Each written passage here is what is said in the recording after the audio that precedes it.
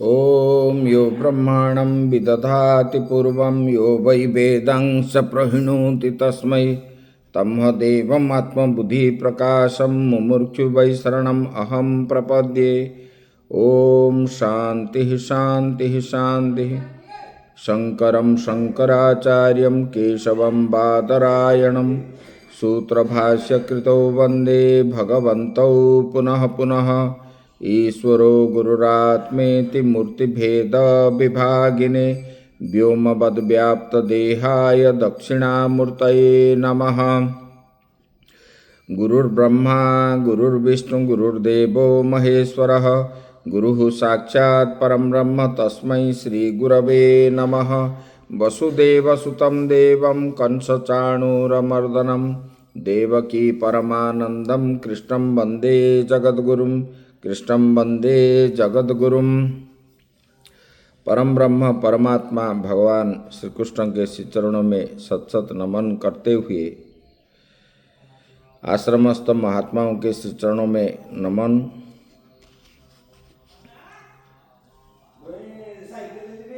भगवत प्रेमी श्रद्धेय भक्तवृंद भक्तिमयी माताएं,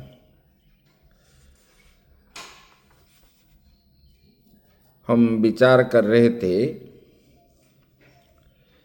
तो विषय का चिंतन करने से जीव का कैसे बुद्धि भ्रष्ट होता है।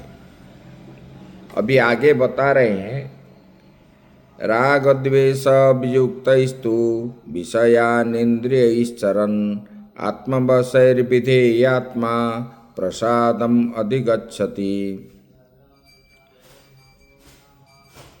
जब भगवान इधर शंका हो रहा है, सर्व अनर्थस्य मूलमुक्तम विषय अभिध्यानम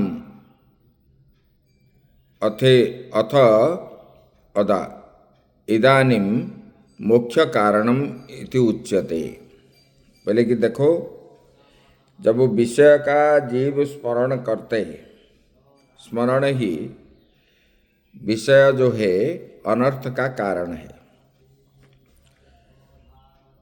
तो विषय जो अगर अनर्थ का कारण है तो विषयों को भोगने के संबंध में तो ही कहना क्या है।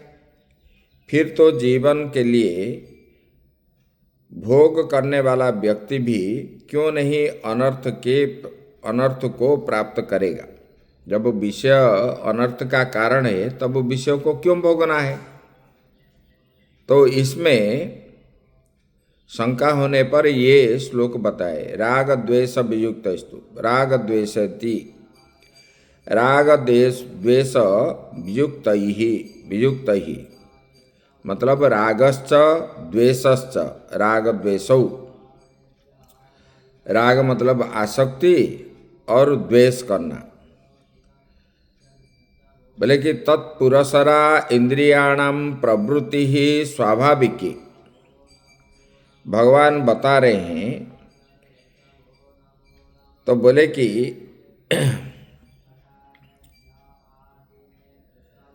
विषयों का चिंतन सभी अनर्थ का कारण है।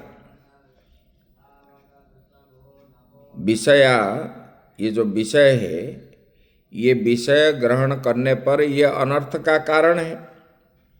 अब मोक्ष का कारण अग्रिम श्लोक से बताएंगे भगवान कि स्वाधीन अंतकरण वाला जो पुरुष राग द्वेष से रहित अपने बस में की हुई इंद्रियों को प्राप्त करता है। भगवान बता रहे हैं,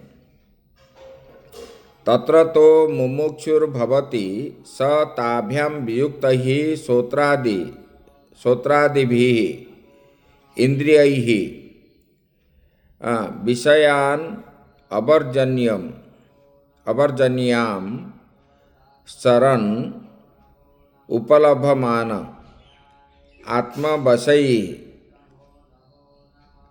आत्मनो वश्यानि वशीभूतानि। भगवान बता रहे हैं, बोले कि देखो,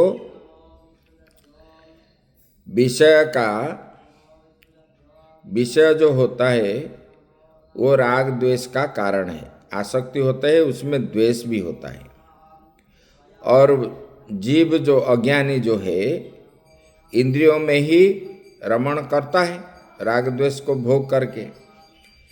लेकिन जो ज्ञानी है मुमुक्षु वाला पुरुष आत्मा बसैर विधेय आत्मा, अपने आत्मा में ही रमण करता है।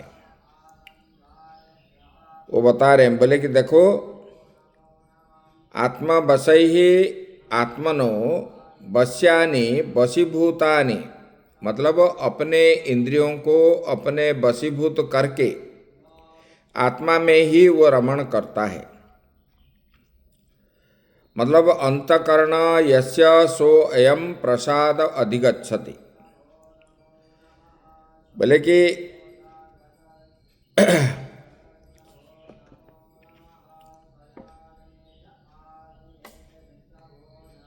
अंतकरणम यस्य सो अयम, बोले कि इसमें वो क्या करता है राग द्वेष को अलग कर देता है। क्यों ना इंद्रियों के द्वारा विषयों को ग्रहण करने से हमको राग द्वेष होता है।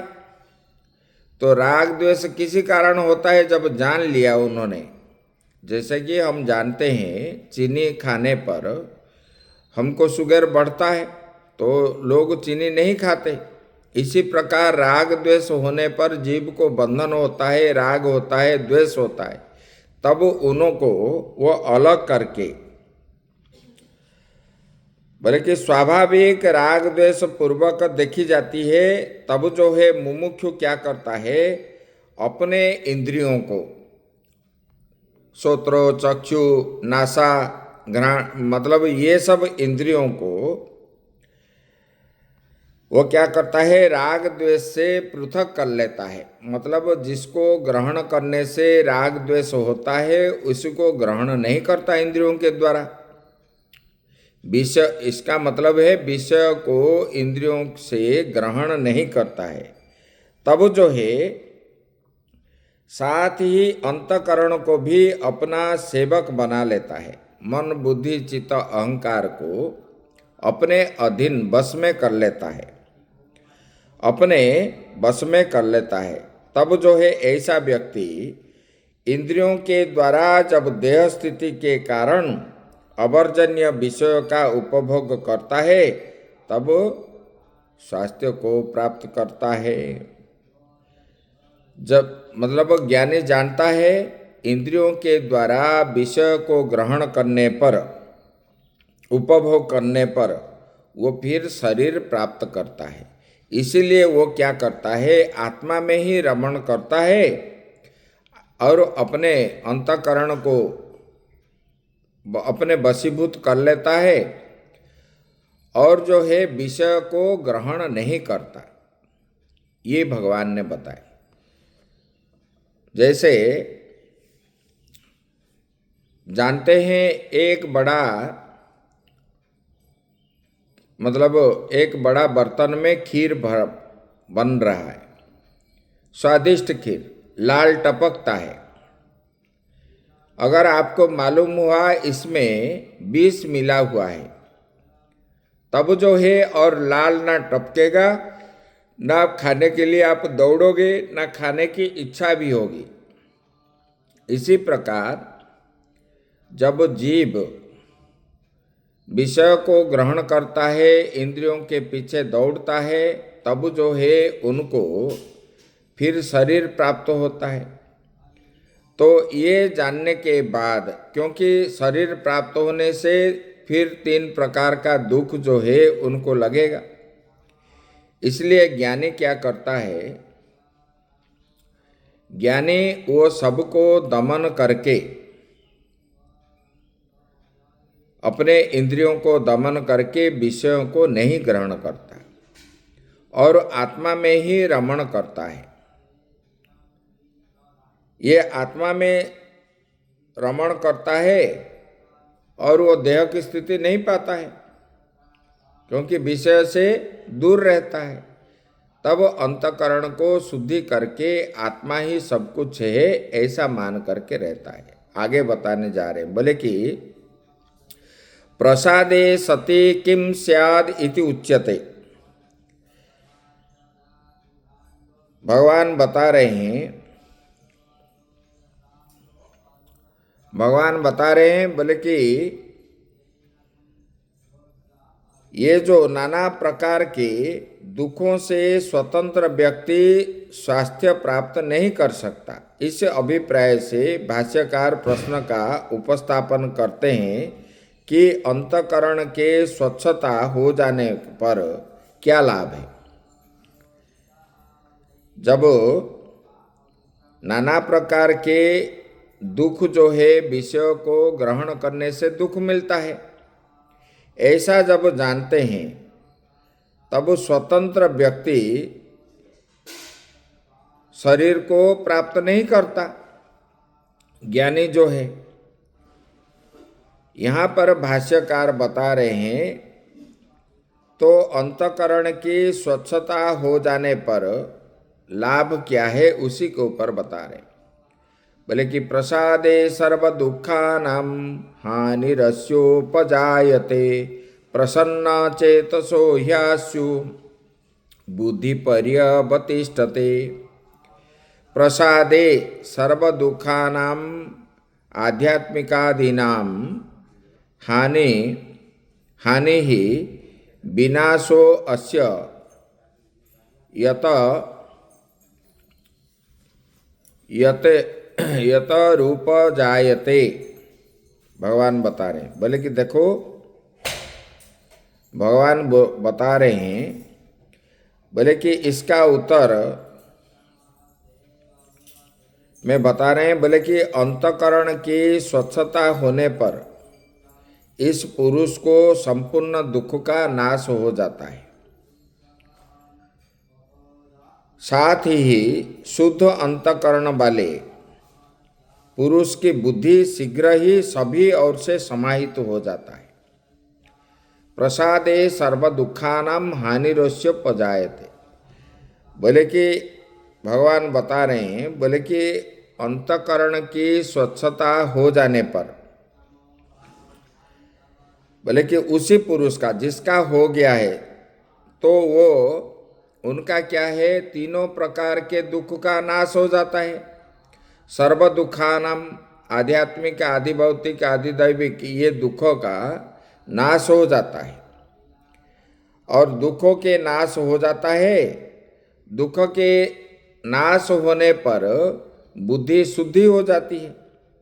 बोले कि उनका शुद्ध अंतकरण हो जाता है। और वो शुद्ध अंतकरण वाले वो पुरुष की बुद्धि शीघ्र ही क्या होता है, समाहित हो जाता है। मतलब एकाग्रचित हो करके वो बैठ जाता है। पहले ये तीन प्रकार के दुख जो है बताए थे। आकाशम इव समन्ताद अवतिष्ठत आत्मस्वरूपेण इव निश्चल भवति इत्यर्थः। भगवान बता रहे हैं, बोले कि देखो, बुद्धि जो है शीघ्र ही सभी ओर से समाहित हो जाते हैं। इस परमार्थ साधन में लगे हुए साधक के अंतकरण शुद्धि होने पर क्या होता है, संपूर्ण दुखों का नाश हो जाता है। और स्वस्थ चित्त वाले की बुद्धि जो है सहज में सभी ओर से शीघ्र ही आत्मा में निश्चल हो जाता है। जब वो विषयाकार वृत्ति को त्याग देता है, आत्माकार वृत्ति तब बन जाता है अंतकरण शुद्धि होने पर। इसी प्रकार निर्मल और शांत अंतकरण वाले पुरुष सब कृत्य सरलता में आ जाते हैं। कोई खाने के लिए बोलेगा, देखने के लिए सोचेगा, और घूमने के लिए सोचेगा, तब उनका बुद्धि क्या होगी, उनका बुद्धि मतलब जैसे जार पुरुष के प्रति जार स्त्री का पुरुष के प्रति जैसे मन होता है, इसी प्रकार इधर उधर इधर उधर हो जाता है। लेकिन जिनका अंतकरण एकाग्रता हो गया, वो जान लिया कि विषय को ग्रहण करने पर मुझे शरीर प्राप्त करना पड़ता है और मुझे दुख भोगना पड़ता है, तब जो है वो रूप रस गंध स्पर्श आदि बाहर जितने जैसे जादूगर सुंदर सुंदर चीज दिखाता है, इसी प्रकार हमको जो जादू जैसा दिख रहा है, इसी को ग्रहण न करके जब ग्रहण नहीं करता, तब जो है उनका अंतकरण मन बुद्धि अपने बस में हो जाता है। मन बुद्धि चित्त अहंकार अपने बस में हो जाता है, वो आत्मा में ही रमण करता है और कुछ नहीं होता। उनका बुद्धि तब क्या हो जाती है? शुद्धि हो जाती है। भगवान ने बताया ना, होई विवेक मोह ब्रह्म भागा, तब रघुनाथ चरण अनुरागा। जब